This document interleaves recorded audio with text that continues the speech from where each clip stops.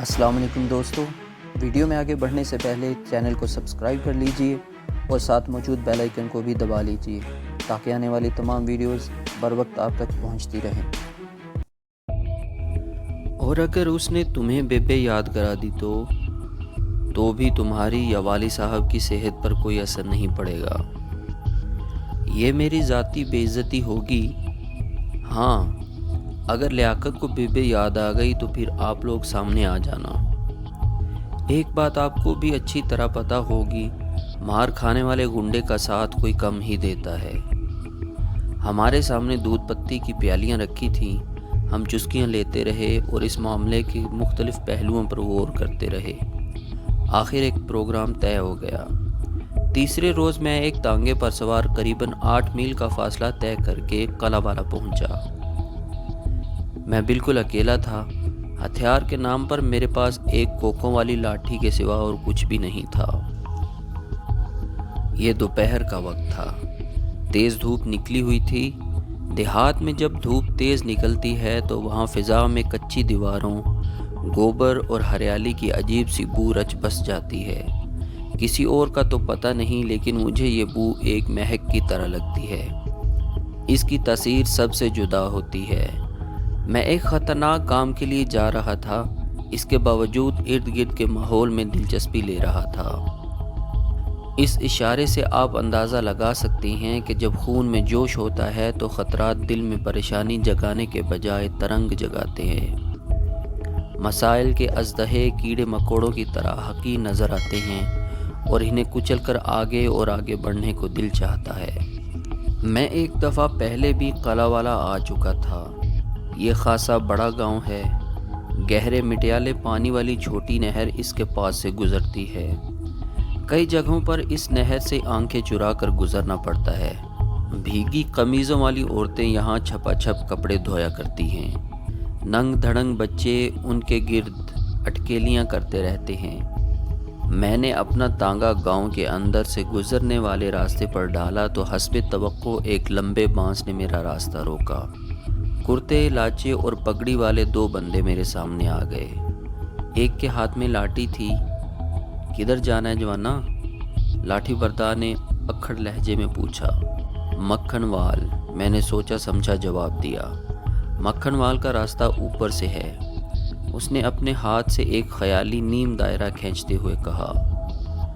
लेकिन हम तो पिछले 20 साल से इधर से ही गुजर रहे हैं। बस अब 21वां साल शुरू हो गया है, अब ऊपर से जाओ, उसने दुरुस्त लहजे में कहा और बाकायदा मेरे घोड़े की बाग पकड़कर उसका रुख मोड़ दिया। मैं छलांग लगाकर नीचे उतर आया। बाकायदा झगड़ा शुरू हो गया। एक बंदे ने मुझे धक्का दिया, मैंने उससे ज़्यादा ज़ोर के साथ उसे धक्का दिया। लाठी बरदार मेरे सामने आ गया और खूनी लहजे में बोला, ओए तू चाहता क्या है? क्या चाहता है तू? मैंने बताया तो है, मुझे उस वड्डे चौधरी से मिलवाओ जिसने ये रास्ता बंद किया है। लाठी बरदार ने लाठी सौंत ली, मगर इससे पहले कि बात बढ़ जाती 2-3 अफराद बीच में आ गए। एक तनोमंद शख्स तंग आकर बोला, चलो ठीक है, ले जाओ इसको लियाकत साहब के पास, खुद ही इसकी तबीयत ठीक कर लेते हैं। मेरे तांगे घोड़े को एक तरफ बांध दिया गया। लियाकत काले का डेरा बिल्कुल पास ही था। ये गांव की बैरूनी हद थी। फाटक नुमा दरवाजे के सामने 3-4 घोड़े खड़े थे। अहाते में गोबर और चारा वगैरह बिखरा हुआ था। मुझे यूं अंदर ले जाया गया जैसे थानेदार के सामने पेश किया जा रहा हो। मेरे चारों तरफ लाठियां थीं। अहाते में एक 15-16 साल लड़का दोनों हाथ ऊपर किए एक दीवार के साथ खड़ा था। उसके कपड़ों और चेहरे से गुर्बत टपकती थी। रो रो कर लड़के की नाक बहने लगी थी। मुझे चारपाई पर बिठा दिया गया। मेरे चारों तरफ घूरती हुई आंखें थीं। 4-5 मिनट बाद अंदर से एक चौड़ा चकला शख्स बरामद हुआ। उम्र 30 के लगभग थी। उसके बाल मुंतशिर थे और आंखें नशे के सबब सूजी हुई थी। उसकी सुबह शायद थोड़ी ही देर पहले हुई थी। यही लियाकत काला था। वो कुछ ज़्यादा काला भी नहीं था। शायद उसके बाकी बहन भाई ज़्यादा गोरे होंगे, जिसकी वजह से उसे काला कहा जाने लगा। उसने मुझे सुर्ख आंखों से घूरा और शाहाना अंदाज में मुड़े पर बैठते हुए बोला, हाँ काका बल्ली, तुझे कौन सी शय तंग कर रही है? میں نے بالکل مرعوب ہوئے بغیر کہا، اس بات کا تجھے بھی اچھی طرح پتہ ہے۔ میرے لب و لہجے اور انداز نے اسے یکدم چونکا دیا۔ اس نے دھیان سے مجھے دیکھا اور نظروں میں تولا۔ اس کی عقل نے تھوڑا سا کام کیا، وہ ارد گرد دیکھ کر بولا، او یہاں کیا مجمع لگایا ہوا ہے، چلو اپنا کام کرو۔ اس کے کارندے ارد گرد منتشر ہو گئے۔ 2 لاٹھی بردار ذرا پرے ہٹ تو گئے لیکن دور نہیں گئے۔ میں نے بے خوفی سے کہا، لیاقت صاحب، اگر ہم کمرے میں جا کر ذرا آرام سے گل کر لیں تو شاید ہم دونوں کے حق میں اچھا ہوگا۔ میرے لب و لہجے نے اسے ایک بار پھر چونکا دیا۔ وہ پھنکارا، پہلے تو یہ بتا کہ آیا کہاں سے ہے اور ہے کون؟ یہ بات بھی اندر ہی جا کر ہو جائے تو اچھا ہے۔ وہ مجھے قہرناک نظروں سے دیکھتے ہوئے اٹھ کھڑا ہوا۔ ہم ایک اندر کے کمرے میں چلے گئے۔ یہاں کچی دیواروں پر آسیہ اور انجمن کے پوسٹر لگے تھے۔ ایک طرف شراب کی خالی بوتل لڑکی ہوئی تھی، کھونٹی پر رائفل جھول رہی تھی۔ ہاں اب بتاؤ، کہاں سے تشریف لائے ہو تم؟ اس نے پوچھا۔ اپنے ہی علاقے کا ہوں، آسمان سے نہیں اترا ہوں۔ یہ رستہ جو تم نے بند کیا ہے، یہاں سے ہم ہمیشہ گزرتے ہیں اور ہم سے پہلے ہمارے بڑے گزرتے رہے ہیں۔ یہ شاہراہ عام ہے، شاہراہ عام ہوگی پر اب نہیں ہے۔ تم لوگوں نے اس پنڈ کے لوگوں کا جینا حرام کیا ہوا ہے۔ یہاں سے رات دن تانگے اور ٹرالیاں گزرتی ہیں۔ یہ راستہ کسی کے پیو کا نہیں، پنڈ والوں کا ہے۔ دیکھو لیاقت، اگر تمہاری یہ بات مان لی جائے تو پھر کوئی راستہ بھی کسی کے باپ کا نہیں۔ کل ہم بھی اپنے پنڈ مراد پور کا راستہ بند کر دیں گے، پرسوں نکوال والے ناکہ لگا کر بیٹھ جائیں گے۔ اگر تم لوگوں کا کوئی مسئلہ ہے تو پنچایت بلاؤ، مل بیٹھ کر کوئی حل نکالتے ہیں۔ میں نے بڑے مناسب لفظوں میں اسے سمجھانے بجھانے کی کوشش کی۔ میری کچھ باتیں شاید اس کے دل کو بھی لگیں، لیکن اس کے اندر کی اکڑ خانی اسے میری تجویز ماننے سے روک رہی تھی۔ وہ اپنی ہی بات کرتا رہا اور دم بدم لال پیلا ہوتا رہا۔ وہ سرسراتے ہوئے لہجے میں بولا، کہیں تمہیں راجوال والوں نے تو نہیں بھیجا؟ اگر انہوں نے بھیجا ہے تو انہیں بتا دو۔ اس بات کو جتنا بڑھائیں گے بڑھتی جائے گی، لمبا چوڑا پامبڑ بن جائے گا۔ میں کسی راجوال والے کو نہیں جانتا اور نہ مجھے کسی نے بھیجا ہے۔ میں اپنے کام سے جا رہا تھا، تمہارے بندوں نے میرا راستہ روکا ہے۔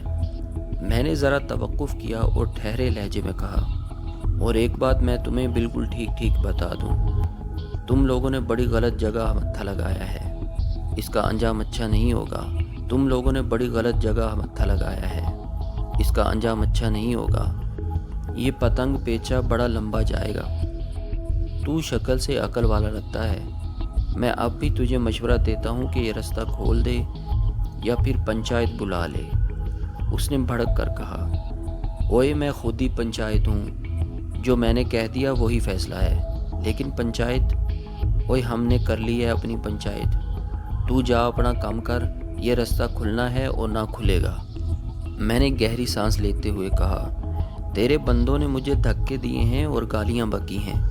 بہرحال یہ راستہ تو ضرور کھلے گا، اچھے طریقے سے کھل جائے تو بہتر ہے۔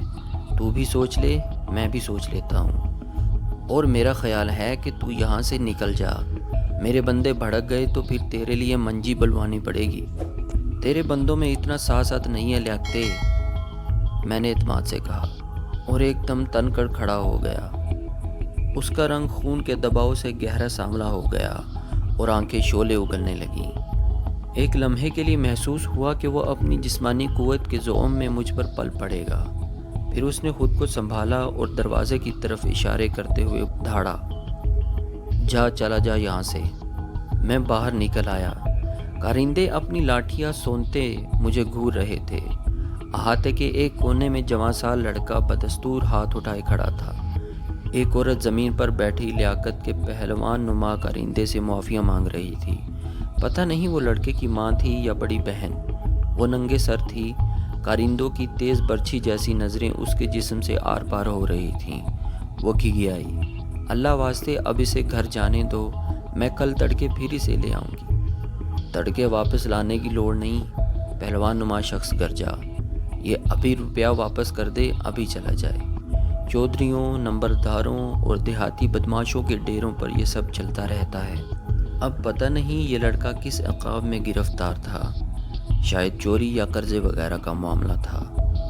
میں تانگے پر بیٹھ کر واپس آ گیا۔ راستے میں 2-3 دیہات میں ٹھہرا، 2 چودھری صاحبان سے ملا، ایک دیہات کے 2-4 معزز لوگوں سے بات کی۔ میں نے اندازہ لگایا کہ قلعہ والا کا راستہ بند ہو جانے کی وجہ سے اپنی اپنی جگہ سارے ہی نالاں ہیں، مگر خواہ مخواہ لیاقت کالے کے متھے لگنا نہیں چاہتے۔ ان میں سے ایک چودھری رمضان تو لیاقت کو باقاعدہ بھتہ بھی دیتا تھا۔ میں رات گئے راجوال واپس پہنچا۔ رونق علی میرا انتظار کر رہا تھا۔ ملازموں کی زبانی پتہ چلا کہ وہ کئی بار میرے بارے میں پوچھ چکا ہے۔ میں نے رونق علی کے پاس جانے سے پہلے گرم چادر کی بکل مار لی۔ میں اپنی گردن کی وہ تازہ خراشیاں چھپانا چاہتا تھا جو آج دوپہر لیاقت کے کرندوں کے ساتھ ہاتھا پائی میں آئی تھی۔ رونق علی شہنیل کا لحاف ٹانگوں پر لیے نیم دراز تھا اور بیٹری والا ریڈیو سن رہا تھا۔ ہاں بھائی، خیر خیریت ہے نا؟ بالکل خیر خیریت ہے اور آپ کی نیک مطلوب ہے۔ لیاقت علی سے ملاقات ہوئی؟ بالکل ہوئی۔ آپ کسی طرح کی کوئی پریشانی نہ لیں، 1-2 دن میں سب ٹھیک ہو جائے گا۔ پر یار تفصیل تو بتا۔ تفصیل شفصیل کوئی نہیں جی، میں نے رونق علی کے انداز میں کہا۔ آپ خمیرہ شمیرہ کھا کر آرام سے سو جائیں۔ میں نے دیسی گھی کی ریوڑیوں والا لفافہ اس کے لحاف میں سرکا دیا۔ اگلے 2 دن میں بڑے اطمینان سے انتظار کیا کہ شاید کوئی اچھی تبدیلی رونما ہو جائے، لیکن ایسا کچھ نہیں ہوا۔ راستہ کھلا اور نہ پنچایت بیٹھنے کا کوئی ذکر ہوا۔ تیسرے روز صبح سویرے میں اپنے پنڈ پہنچ گیا۔ وہاں سے میں نے اپنے لنگوٹی یار تیمور کو اور ایک دوسرے دوست نادر کو لیا اور پروگرام کے مطابق نہر کی پٹڑی پر پہنچ گیا۔ یہ وہی نہر تھی جو قلعہ والا کے پاس سے گزرتی تھی۔ مجھے ایک دن پہلے ہی معلوم ہو گیا تھا کہ لیاقت کالا کسی باغ پر اپنا ناجائز قبضہ برقرار رکھنے کے لیے ہر سوموار اور جمعہ کو قریبی موزہ بوریکی میں آتا ہے، اور آج جمعہ تھا۔ ہم پٹڑی کے پاس ہی اپنی گھوڑیاں درختوں میں باندھ کر گھاس پر چادریں بچھا کر بیٹھ گئے اور گپ شپ لگانے لگے۔ رات کی سیاہی چھٹ گئی اور دن کا اجالا تیزی سے پھیلتا جا رہا تھا، مگر اس اجالے کو بھی گہری دھند نے ڈھانپ رکھا تھا۔ چاروں طرف اوس میں بھیگے ہوئے مکئی کے کھیت تھے اور خاموشی تھی۔ ہمارے اندازے سے کوئی 1 گھنٹہ تاخیر کے ساتھ لیاقت کالا اپنے 2 ساتھیوں کے ہمراہ کھیتوں کے درمیانی راستے پر پہنچا۔ وہ اپنے مقبوضہ باغیچے کی طرف جا رہا تھا۔ مجھے معلوم تھا کہ لیاقت کی ڈب میں ہر وقت بھرا ہوا پستول رہتا ہے۔ ایک پستول ہمارے پاس بھی موجود تھا۔ یہ تیمور کی گرم چادر کے نیچے تھا۔ تیمور کے پاس شاموں والی چمکیلی لاٹھی بھی تھی۔ ایک ایسی ہی لاٹھی میرے پاس بھی تھی۔ اسے چوڑیوں والی لاٹھی بھی کہا جاتا ہے۔ بوقت ضرورت اس پر برچھی یا چھری لگائی جا سکتی ہے۔ ایک تیز چھری میں نے اپنے تہ بند کی ڈب میں لپیٹی ہوئی تھی۔ اس سخت سردی میں بھی لیاقت کالے نے پتلی سی قمیض پہنی ہوئی تھی اور اس کا گریبان کھلا ہوا تھا۔ یہ بھی اپنی جسمانی طاقت کا رعب گانٹھنے کا ایک طریقہ تھا۔ 3 دن پہلے میں نے اسے ڈیرے پر بھی ایسے ہی لباس میں دیکھا تھا۔ میں نے آگے بڑھ کر اس کا راستہ روکا۔ مجھے پہچان کر لیاقت کالے کا چہرہ پہلے متغیر ہوا اور پھر اس کی آنکھیں شعلے اگلنے لگیں۔ اچھا تو یہ بات ہے، اس نے نتنے پھلائے۔ ہاں یہی بات ہے، میں نے کہا۔ میں نے تجھے بندے کا پتر بننے کا مشورہ دیا تھا پر تو نہیں بنا۔ لیاقت کا ہاتھ اپنی ناف کی طرف بڑھا۔ میں نے تیزی سے وارننگ دی۔ دیکھ لیاقتے، پستول ہمارے پاس بھی ہے، گولی چلی تو پھر دونوں طرف سے چلے گی۔ وہ جست لگا کر اپنی مشکی گھوڑی سے نیچے اتر آیا اور میرے عین سامنے آ کر بولا، کیا چاہتا ہے تو؟ ہاتھ جوڑی، میں نے اطمینان سے جواب دیا۔ لیاقت کے توانا بازوؤں کی مچھلیاں جیسے پھڑک اٹھیں۔ اس نے مجھے سر تپا گھورا۔ وہ تنو توش میں مجھ سے زیادہ تھا۔ ہاتھ جوڑی کے لفظ نے اس کے پورے جسم میں جیسے برقی رو دوڑا دی۔ ہمارے علاقوں میں ہاتھ جوڑی کا لفظ وسیع معنوں میں استعمال کیا جاتا ہے۔ اس سے مراد یہ بھی ہوتی ہے کہ 2 بندوں کی لڑائی میں کوئی تیسرا بندہ دخل نہیں دے گا۔ لیاقت نے دانت پیسے اور زیر لب بڑبڑا کر مجھے کوئی گالی دی۔ میرے ہاتھ میں لاٹھی تھی۔ اس نے بھی اپنے ایک ساتھی کے ہاتھ سے لاٹھی پکڑ لی۔ اس کی آنکھوں میں دم بدم خون اترتا آ رہا تھا، چہرہ طے سے بھیانک ہو گیا تھا۔ میرے اور لیاقتے کے درمیان چھوٹا سا مکالمہ ہوا، جس کا اختتام ایک چنگھاڑ پر ہوا۔ دوستو، آج تک کے لیے اتنا ہی۔ ملتے ہیں اگلی قسط میں، تب تک کے لیے اپنا خیال رکھیے۔ اللہ حافظ۔